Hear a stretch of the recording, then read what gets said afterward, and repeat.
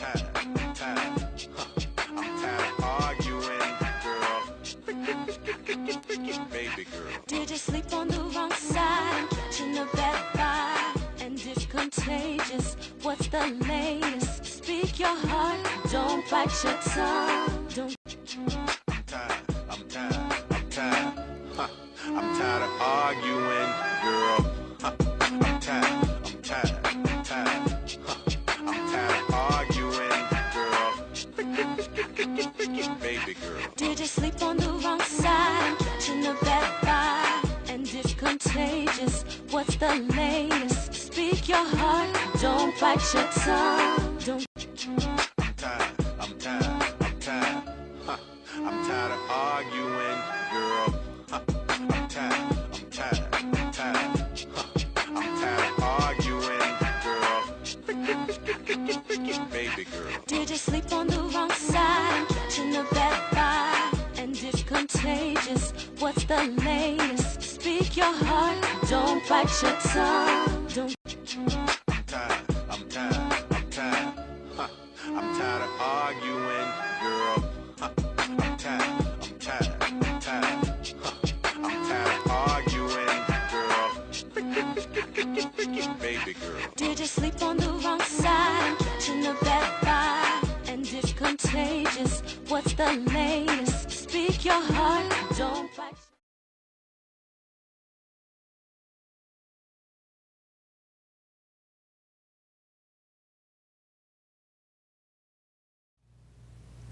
Good evening, and welcome to another edition of the Rankin, Mon Valley, Pittsburgh section of the National Council of Negro Women. My name is Delores Dupree, Section President, and joining me is Alecia Gibbs, Section First Vice President. We thank all of you who have participated in the past, and we hope that you will participate with us again. You can join us by calling 412-231-2288 to speak with our special guests, Ms. Marjorie Mitchell, owner of Meadow Lanes, and Mr. Ray Jeter, her special employee. The number should remain on the screen. Now, this program satisfies so many of our national mandates. For instance, to disseminate information about issues affecting African American women and their families, promoting healthy lifestyles and behaviors through wellness projects, training and supporting women and youth in career development and community leadership, supporting economic development and entrepreneurship, providing mentoring and educational support for our young people. Also, two of our Four for the Future initiatives are to promote and recognize leadership among women of color and to celebrate and strengthen the African American family. We're having our annual Fitness for Life bowling party on Saturday, July 28th. We'll show a flyer of that later on in the show. But we're offering a ticket for that event to the third different caller with a legitimate question or comment. Before we welcome our guests, we will give a brief overview of the historic Meadow Lanes Bowling Center, and Alecia will read that for you. Good evening. I'm going to share with you the history of Meadow Lanes. In 1941, an old friend of Theodore Ted Page from his baseball days, named Jack Marshall of Chicago, came to Pittsburgh to help Ted Page organize bowling. The center was in the basement on Wiley Avenue in the Hill District. The sport was 4 lanes of hard belly duck pins. The sport became popular quickly, and soon Ted organized and trained young bowlers and took them to Baltimore and Cleveland to compete. In 1948, Elmer Reed from Cleveland and Bill Rodman from Detroit came to Pittsburgh to organize 10-pin bowling. More space was needed, and the lanes were moved to DeVilliers Street, also in the Hill District.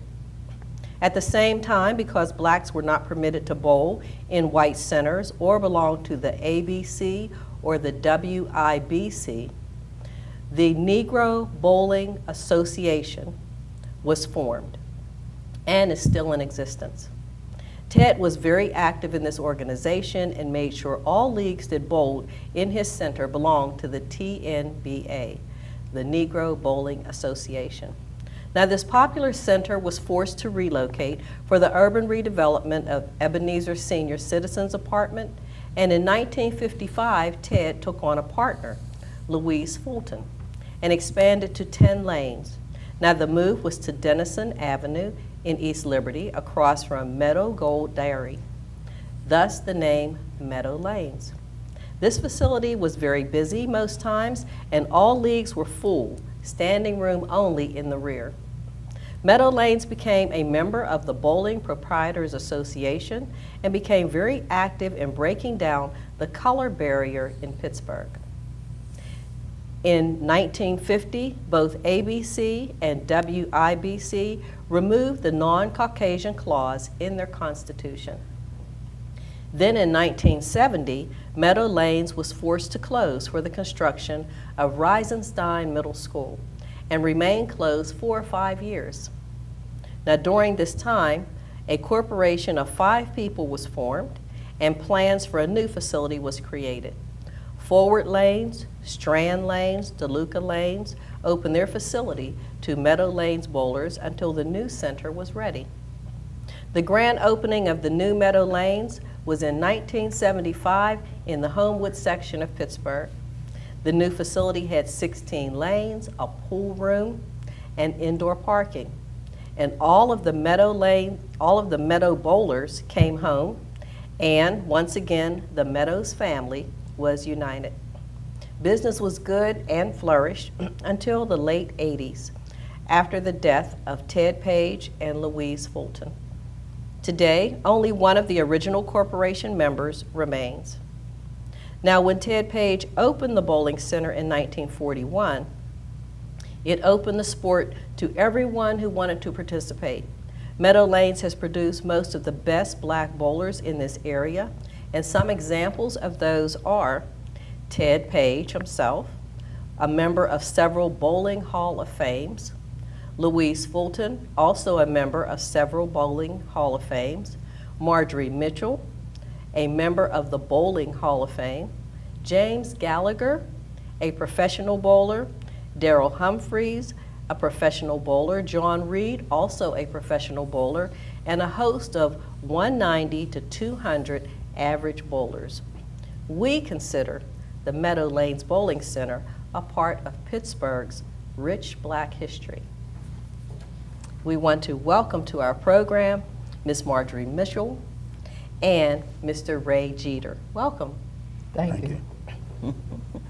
That was an extensive history. Now, what made you and the other collaborators decide to build a bowling alley in the center of Homewood? After we were relocated for Reisenstein, the land was awarded to us by URA. The car barn was vacant, and it was awarded to us. Oh, great, yeah. And how many collaborators were there? How many co-owners or collaborators? It was 5 people, Ted Page, Louise Fulton, Elmo Calloway, Dr. Earl Childs, and myself. Oh, okay. And most of them were avid bowlers, or? Yes. All right. Well, we read your history, how you did it. But how difficult was it actually to, oh, no. You told me how many bowlers. Okay. All right. So how difficult was it actually to establish the bowling center? It was very difficult. We had, it took us about 4 or 5 years to get started. We had problems getting funding, and it was a lot of work with companies in different organizations trying to get started. But eventually we got the job done. It was tedious, but we got it done. Yes. Worth it. It was well worth it. Most definitely. Now, how do you think the bowling center was received by the community? It was welcomed by the community and very well supported. Good. So we heard some of the history. We're going to show a clip, and it's going to tell you some more. You're going to get a visual of the history of the Meadow Lanes. Please show that clip.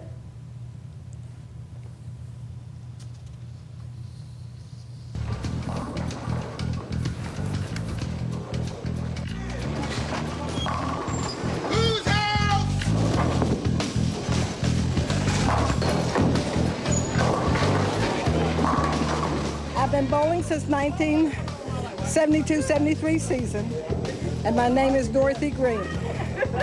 And why do I come? To get out here for the fun. I mean, if I don't come out here, arthritis keeps me at home, and I don't like Arthur. Oh, how you like that? I'm about as bad as you want to be. Meadow's Bowling Center has a storied history in Pittsburgh and American bowling. In 1974, they opened on Frankstown Avenue in Homewood. The Pirates' Willie Stargell was there, and TV's Nick Perry, too. Franco Harris was also a regular in this house.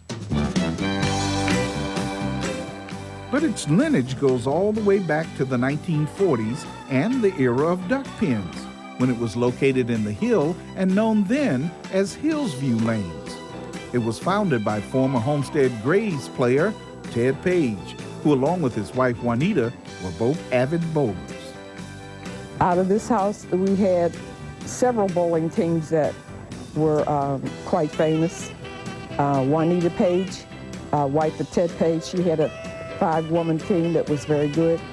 And Louise and I, Eleanor Greenwich, Essie Faison, and Annabelle Humphreys, we had a team that we traveled all over the country for years and years together, bowling. Been all over this country with the bowling ball.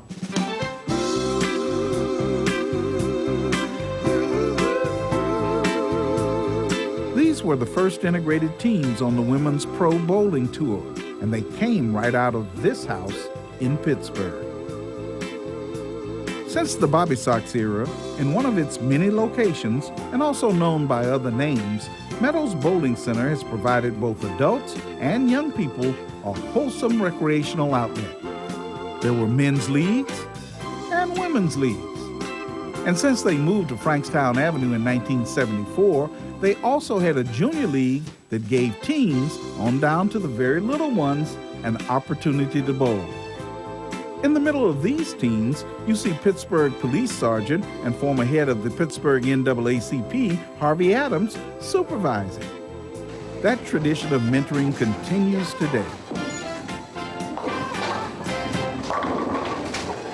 We have a history of providing a safe haven for children.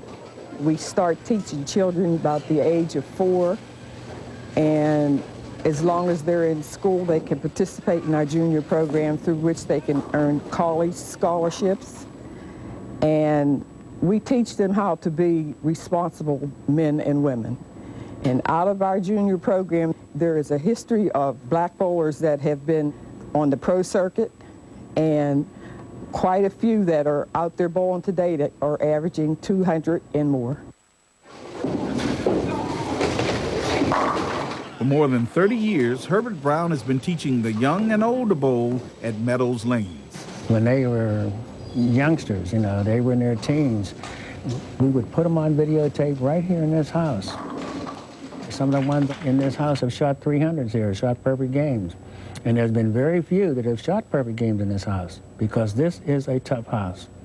It has always been tough. That's it. That's better than nothing. Better than nothing. Herbert Brown likes to instill character in young bowlers, and one of the ways he does it is with an innovation that the Meadows calls the tip of the week. I've been to bowling alleys all over this country, and I have never seen another tip of the week.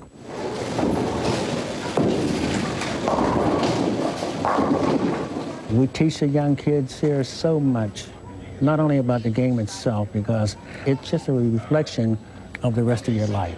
All this game is, a reflection of everything else you do. Nice ball, Sion. There you go. All right, spare that up. Get a spare. Big ball.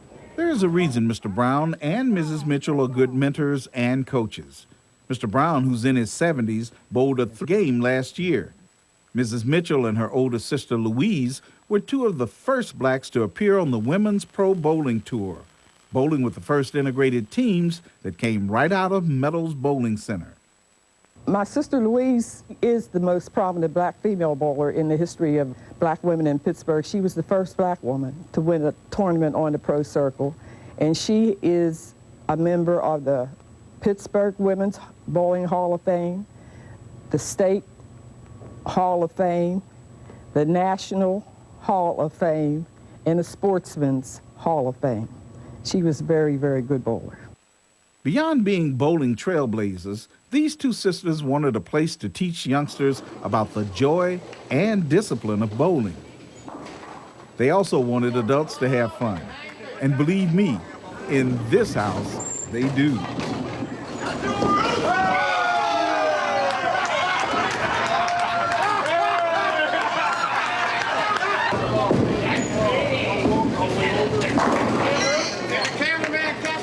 Bruce Greenhow is a regular at the Meadows. He comes to this house because it's a lot of fun and a lot of competition.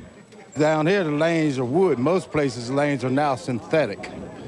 These are older lanes. They're made out of wood. The oil moves around a lot quicker. You got to make a lot more adjustments.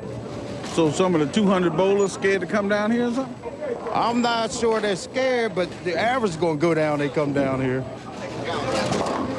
My name's Louise Glover. I come here because this is one of the very few black-owned bowling alleys in the United States, and it happens to be in Pittsburgh. I've been bowling here since 1978, and I love it, and I won't go anywhere else. Most of the people who bowl here are just that loyal to this house. But Meadows has fallen on hard times. Despite the fact that the exterior of the building looks good, there are some problems. The roof leaks, and some of the lanes are inoperable. I think the people that bowl here stay here because this is their sense of home. There you go. In the meantime, this house will continue its 60-year-old tradition of being an oasis where adults as well as children can come to enjoy themselves and learn the discipline and skill that it takes to become a good bowler and to be good citizens too. But we would like to congratulate the Pharaohs. That would be Coco Taylor, Tevin James, Carlos Johnson, and Dominique James. They are the 2008 Meadow Lanes Junior Bowling Champion. I've been asked many times why I tried to hang on to this business, but to me, it's a sense of I belong here. I'm sure that when the conditions improve, most of the people that left Meadow Lanes will come back home. We're counting on that. Meadow Lane, we love this house. Okay, that was interesting, very interesting. The children seem to be having fun. The whole community seemed to be having fun. Now, how did you and your sister get started, first of all, before I ask you a few other questions? Because you two were bowling so well. How did you get your start, and what got you interested in bowling in the first place? In 1951, when I left Pittsburgh to go to school, when I would come home, the only way I got a chance to see Louise was to go to the bowling alley, because she was forever at the bowling alley. So I would, watching her, I became interested in bowling. Oh. And then during that time, they were doing integration with the races. Mm-hmm. So I would go bowling with her for company. Mm-hmm. And I became interested, and that's how I started bowling. Oh, okay, and it panned out for you. So, but how were you received? Like when you went around the country touring and all that, because it's mostly a male, white male. It was back then. I'm not sure how it is now, but how were you received by them, the males? We were received very well. Louise had such a good name, mm-hmm. and she was such a good bowler that people came to see her, and we were received very well. That's good. So no discrimination while you, as far as you can tell? I only encountered one time discrimination, and that was like in the early 60s, and it was in New Orleans. The only time we ever had any problems anywhere was there. Did you want to expound on what that was or no? No. Oh, okay. Better left unsaid, huh? Right.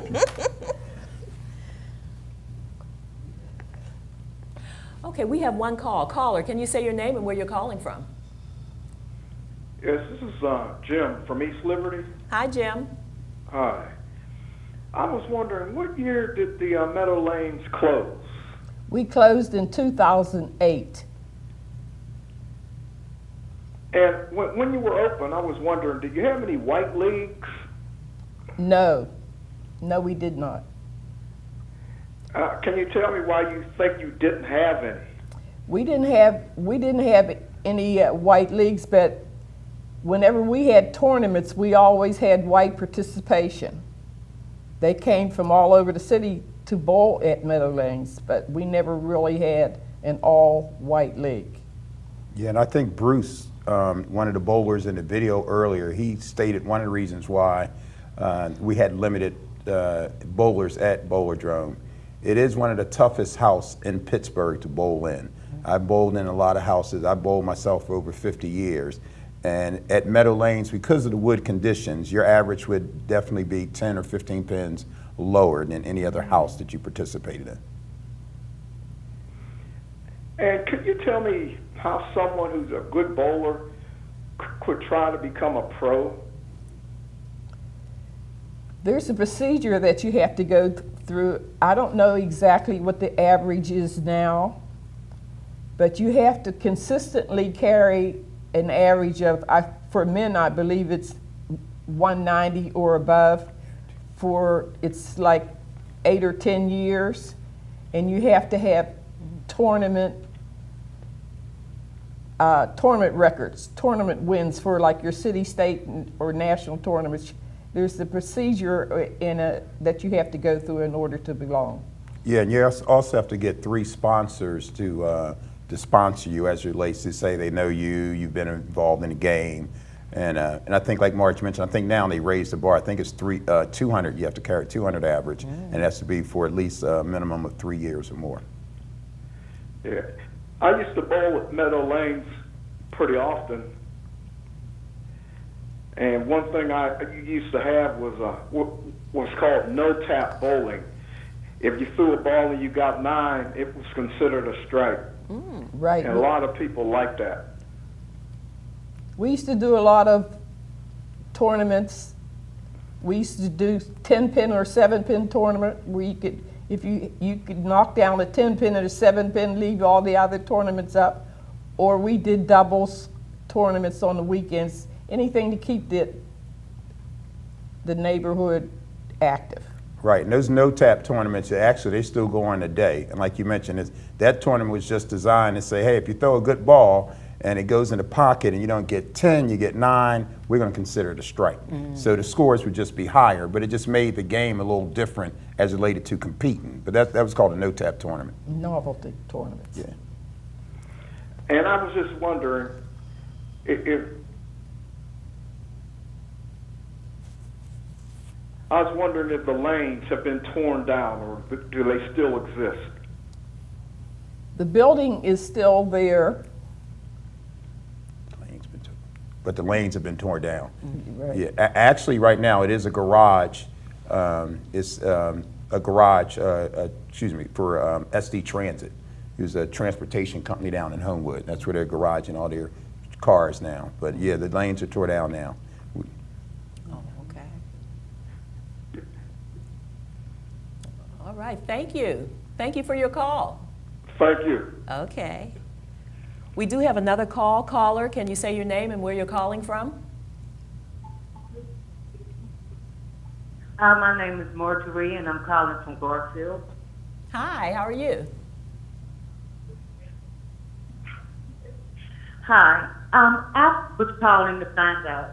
I have young grandchildren that are interested in bowling, and I was wondering where I could take them in order to join a junior bowling league. Oh, that's a great question. Currently, right now, we continue our legacy from Meadow Lanes. We've moved all over, but currently, right now, we're located in Penn Hills, a small bowling alley called Sophie Lanes on Long Road. This will actually be our 2nd year there with our junior league program. Last year, we had about 15 to 20 kids participate, but that's the origin from Meadow Lanes, because we originally started with Marge at Meadow Lanes in 1987. We were with Marge until the doors closed in '08, and then we moved into Swissville with Frank with the Swissville Arcade. We were there up until 2017. When that facility closed, there's a trend there of bowling alley closing, and then Sophie Lane's open. So we're in our second year, and we encourage and we look forward to anyone that would like to join our program. It's Saturday morning. You know, we have kids from 4 up to 19, very inexpensive, and they bowl for scholarship money.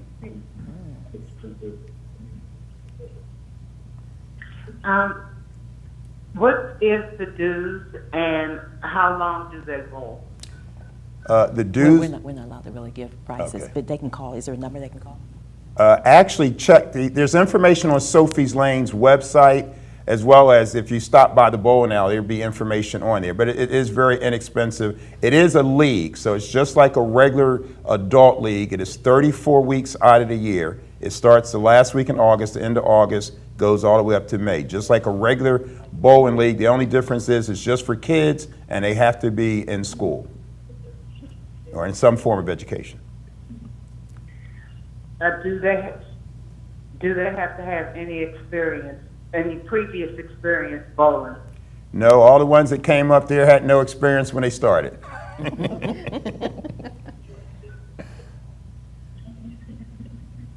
Okay, thank you very much.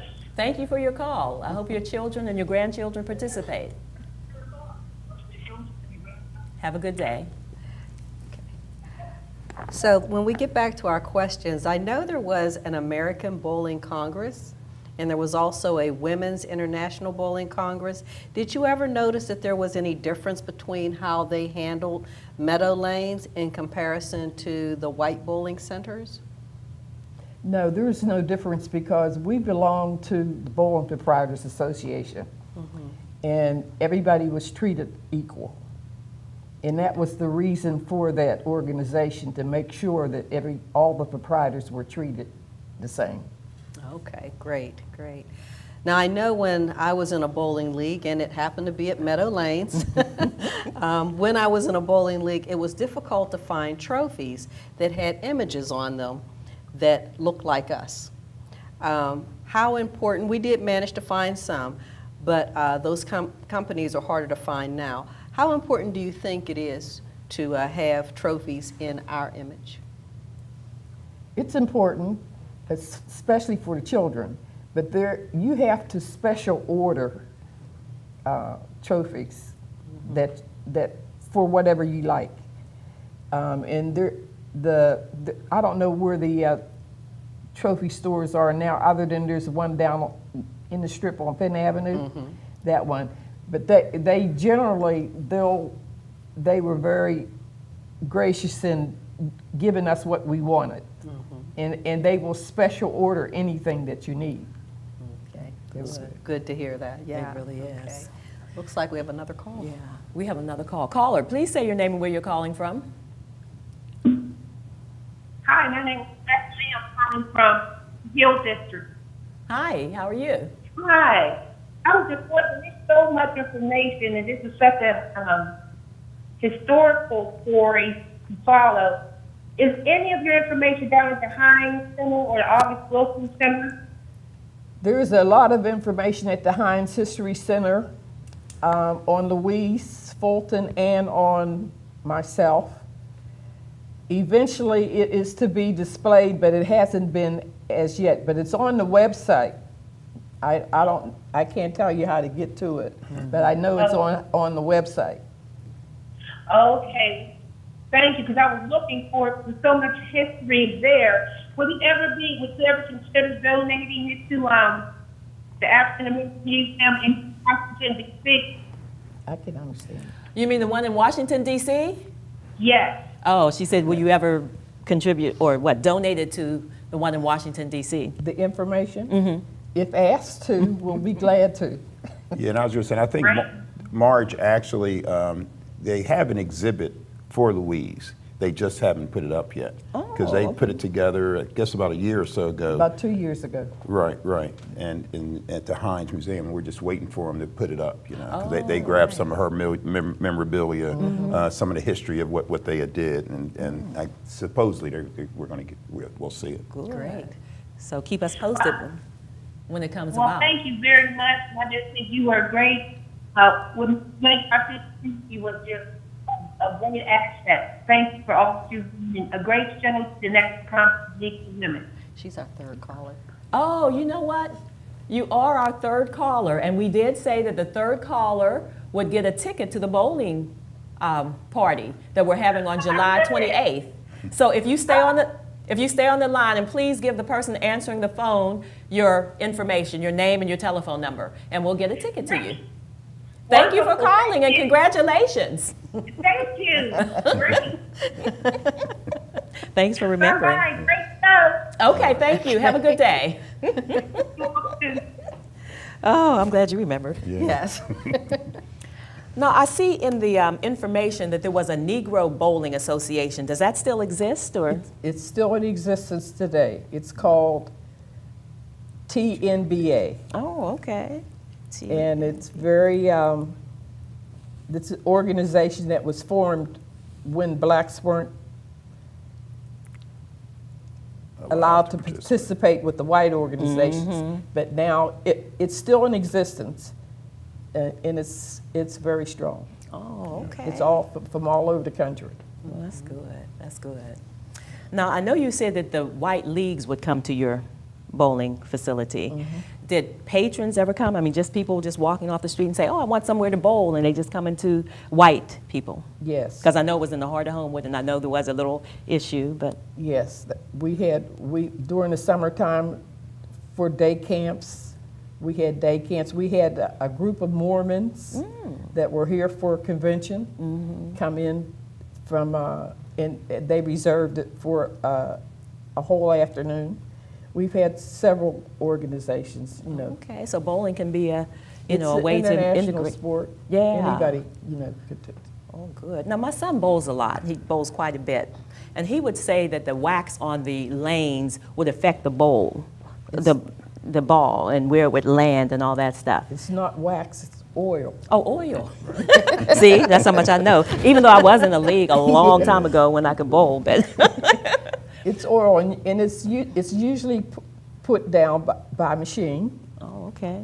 And you can set the machine to oil the distance that you want or the width that you want. You know, depends on what the proprietor.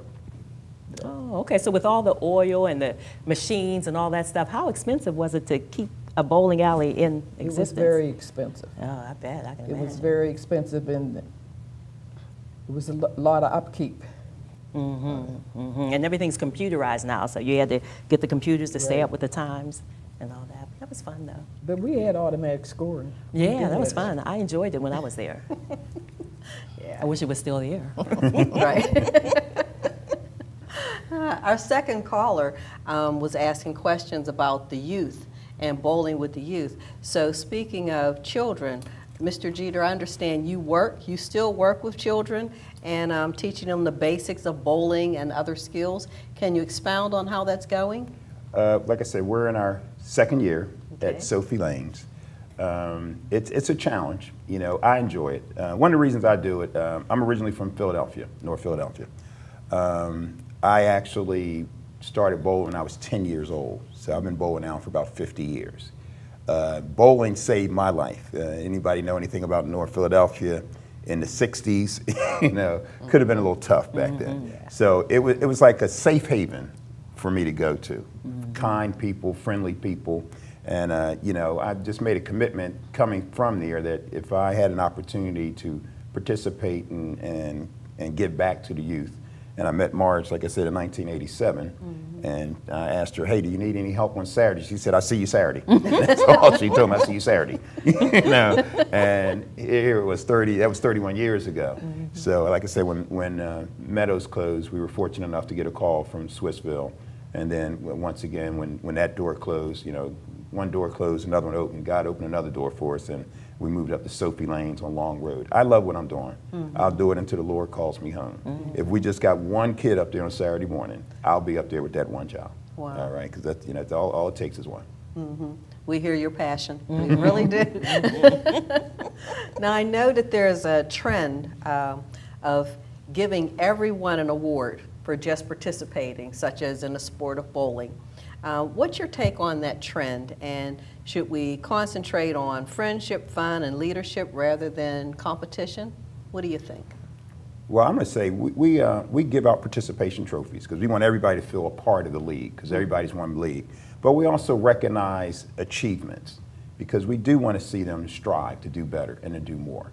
You know what I mean? We need to recognize those individuals that are doing the A job. Everybody's not going to be an A student. You know, I hate to say that, but you know, there's B's and C's and nothing's wrong with being a B and C student. But the ones that are really going above and beyond to do the exceptional, they need to be rewarded. So we give out a first place trophy. We give out a trophy for most improved. So we look at where you started at and where you end up in the season, because that's real important to see the progress that's being made. You know, so we give out that, and that's about it. But we do try to let them know that it's one league. We're all one family, one team. We did something years ago. We mixed all of our bowlers together. So we have the young bowling with some of the older bowlers. Therefore, you don't have like stacked teams. You have the young ones or the old ones with some vested interest in some of the young ones that are coming through the program because they're now participating on their team. So they help with the coaching of some of the younger kids that aren't as experienced as they are. So I understand that theory with, you know, we're all one and you know, everybody's a winner. But truly, when bowling, you know, everybody's not shooting 300. Exactly. That's reality. For adults, it's a little bit different. For the adults, it's more business. They're there to have fun, but they're there to win. Bowling for adults is expensive. And the things that you do for children, they don't do for adults. If you don't win it, you don't get it. I remember we used to have a trophy league and a money league. And those in the money league, they were really competitive. Right. Yeah. Now, we have a friend that wants to open up a bowling center in the Pittsburgh area. Is there any advice you would give to her?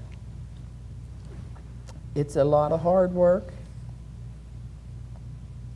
but it's something that is necessary. I would love to see it happen. And anything that I could do, or I'm sure Ray feels the same way, anything that we could do to make it happen, I'd be glad to do whatever. Okay, we'll let her know. But it's a job. It really is, I know. It's a lot of work. Are there any closing remarks before we close out? Are there any other things that you'd like to say? Because we appreciate that you did have that in our city, you know, the first and only African-American bowling alley in our city. I'll let Ray do the. Like would you like to say, like, how was the experience of having that for like 44 years? Ooh. It was longer than 44 years, but it was a good experience. Wow. I don't regret anything that happened. I wish it could have continued, but it didn't. You know, you say all good things come to an end, so I accept that. Oh, okay. I was going to say, I know when I originally first moved here in '87, it was really like a social atmosphere, that bowling alley. I mean, it was just a place for the blacks to come together and just have fun. You know, I remember distinctly because all the bowling leagues were filled. I couldn't even bowl when I first moved here in '87. That's how popular the bowling alley was. And I think, like Marge said, it was such an asset to the community because when the program was really up and running, we had anywhere from 70 kids. They would just drop the kids off. I remember one year, Marge would always make sure that not only did we just do a bowling program for them, but she always took them somewhere at the end of the year on a trip. So we would go to Busch Gardens, Six Flags. We went as far as New Jersey, and we spent an overnighter. And we took several buses with the kids over there. They didn't have to pay anything. And this was due to the fundraising the parents would do and some of the works that the coaches and Marge and them were doing. But I just remember those years because I see some of those kids now and they have kids, you know, and they're still calling me Mr. Jeter. You know, they're in their 40s, you know, you know, and they're married with kids, you know, and then, Mr. Jeter, how are you doing? They're still from the Saturday morning, you know, impact that, you know, that we have with the program. Well, I see we have another caller. Caller, please say your name and where you're calling from. Hey, this is Lou. I'm calling from Point Breeze. Hi, Lou. I'm enjoying the show, and I just wanted to say, you know, I've bowled at that lane a couple years, and I really enjoyed myself. But can you all talk to why? I don't know. I tuned in late. Why you think maybe bowling kind of died in the area? It wasn't as popular because it was really sad to see the bowling alley close, and now I guess it's just a bus transportation center. But just can you just give me a little input about why it closed? Meadow Lanes is closed because of the condition of the building had deteriorated, and we did not have the funds to make the repairs. I tried everywhere that possible to get help. We were promised help through several foundations that we worked with over a 2-year period. And then after all that time of hope, we were told that that wasn't the time and they could not help us, and eventually we had to close. We had a lot of roof deterioration. The building just almost disintegrated. Well, question about, you know, just about how much would it have cost to do it? I'm just trying to get information of, you know, something like that. How much would it have cost to keep you all running in business, roughly? We had a renovation project that we worked on almost 2 years, and the total cost was about $1.5 million, and that was for complete renovation, for a roof, updating all the materials, all the machines, and making use of the building that was never used. We had a whole second floor to that building that was never used because we didn't have the money to rehab it. Right, and within our proposal, we were looking at not just doing a bowling alley, but we were focusing on what we call a family entertainment center. And we were going to have not just bowling, but there were going to be a couple other venues, you know, which would allow you have corporate parties, have kid parties. We're looking at pursuing using the garage as a laser tag area, and then we're going to have the second floor, which is going to be more like the games. You play your games for dolls and stuff like that. But we're looking at trying to find a way to just and have it family oriented and not just bowling. So about $500,000 of that was for that the laser tag development. Oh, okay. But $1 million would have. Plans of trying to start it back up, or trying to get a bowling alley in another area, or even in Homewood? There's a lot of buildings, you know, available. I'm just wondering. Not at my age, not me. But hopefully someone else will come forward with something. Somebody else will pick up the ball and keep it going. Right. Yes. Okay.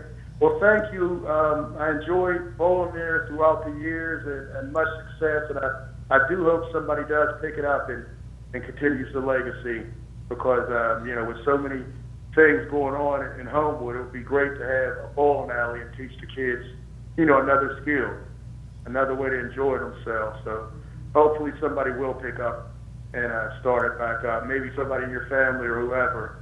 But it definitely was a great tool, and I'm sorry, you know, when it went down. Thank you. Thank you. Thank you, and thank you for your call. Okay, well, I'd like to thank our guests.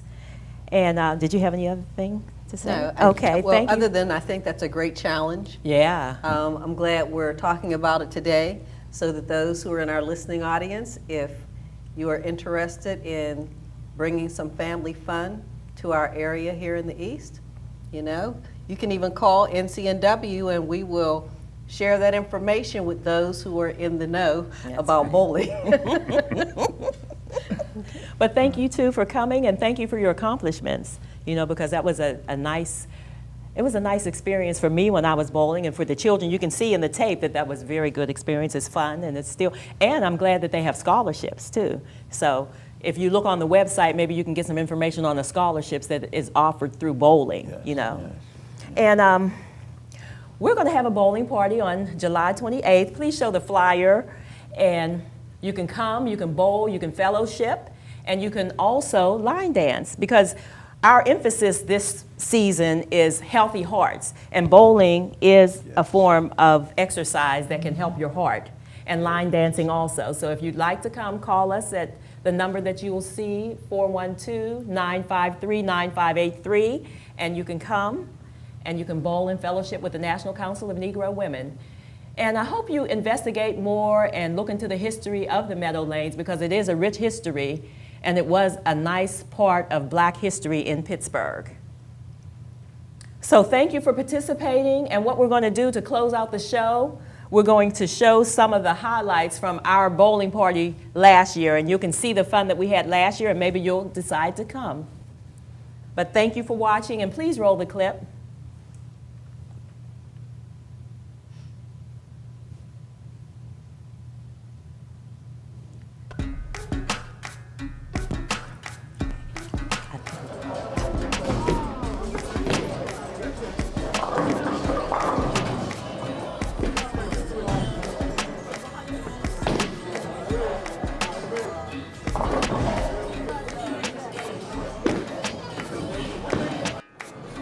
The bowling party, and everyone's having fun. Some people are getting stripes, some people are getting gutter balls, but everyone's having fun.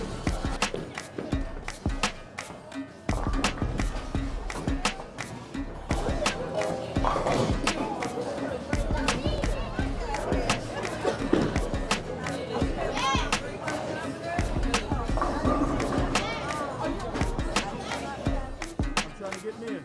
I'll get you in.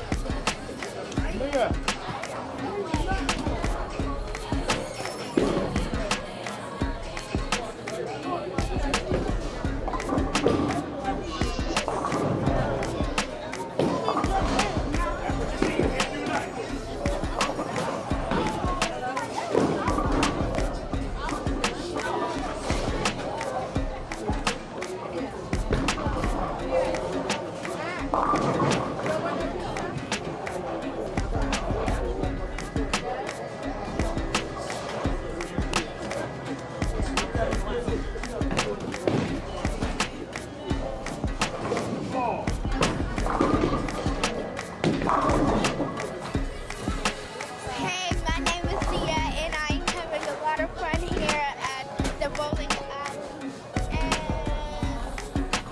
And I'm in the lead right now, and I hope I stay in the lead. And I'm just having a lot of fun. Hi, my name is Stephanie. I'm having a lot of fun at the bowling alley.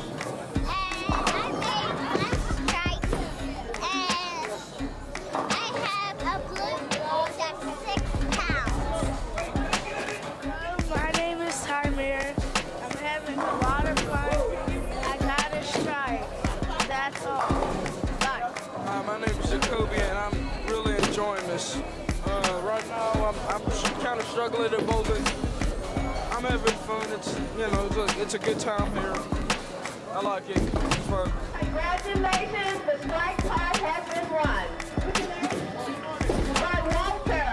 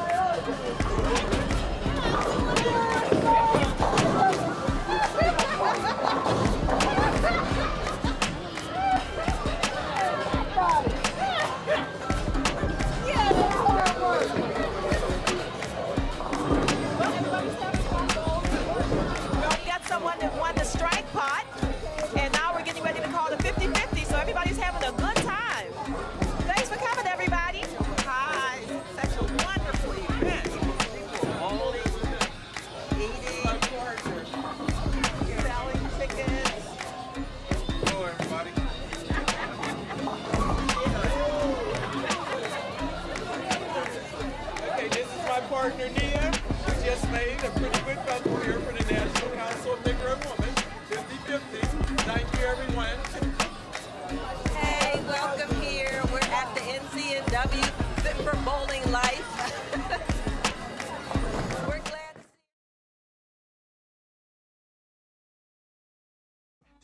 to see you. I'm tired of arguing, girl. Baby girl. Did you sleep on the wrong side? the latest? Speak your heart, don't bite your tongue. Don't. I'm tired, I'm tired, I'm tired. Huh. I'm tired of arguing, girl. Huh. I'm tired, I'm tired, I'm tired. Huh. I'm tired of arguing, girl. Baby girl. Did you sleep on the wrong side? Catching a bad vibe, and it's contagious. What's the latest? Speak your heart, don't bite your tongue. Don't. I'm tired, I'm tired, I'm tired. Huh. I'm tired of arguing, girl. Huh. I'm tired, I'm tired, I'm tired. Huh. I'm tired of arguing, girl. Baby girl. Did you sleep on the wrong side? Catching a bad vibe, and it's contagious. What's the latest? Speak your heart, don't bite your tongue. Don't. I'm tired, I'm tired, I'm tired. Huh. I'm tired of arguing, girl. Huh. I'm tired, I'm tired, I'm tired. Huh. I'm tired of arguing, girl. Baby girl. Did you sleep on the